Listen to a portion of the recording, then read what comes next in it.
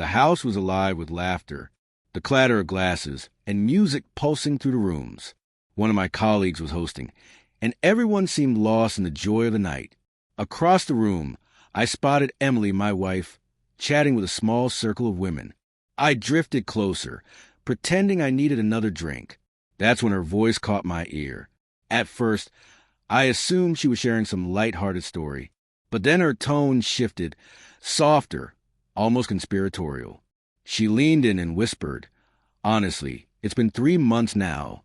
Michael doesn't have the slightest clue. He still thinks I'm working late." Her words hit me like a blow to the chest. My heart seemed to stop.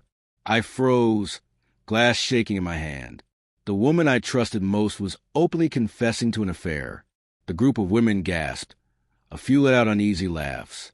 One of them murmured, "Emily, what if he finds out?" She smirked, gave a casual shrug. "He won't. He's too wrapped up in his own world.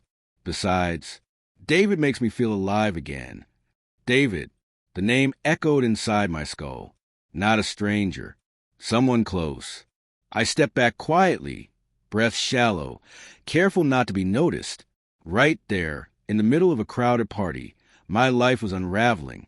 Every part of me wanted to shout, to drag her out of that room, and demand the truth. But instead, I slipped outside, desperate for air before I came undone. The night was sharp with cold, though I barely felt it. My phone buzzed in my pocket. A message from her. "Where are you?" I stared at the screen, chest burning. She had no idea I had heard everything.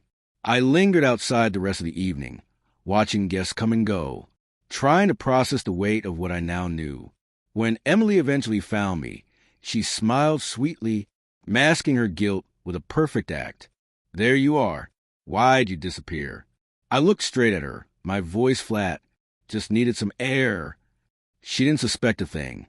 Not yet. On the drive home, silence hung heavy. She hummed along with the radio, carefree, while my hands locked so tightly around the wheel, my knuckles went white. That night, as she slept peacefully beside me, I lay wide awake, staring at the ceiling. Every laugh, every word, every touch we'd shared replayed in my mind, now poisoned by betrayal.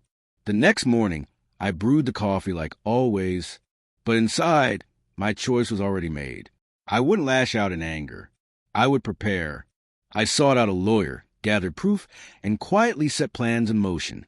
If she wanted David, she could have him, but not at the expense of my dignity. Weeks later, when the truth finally surfaced, the smug certainty on her face shattered.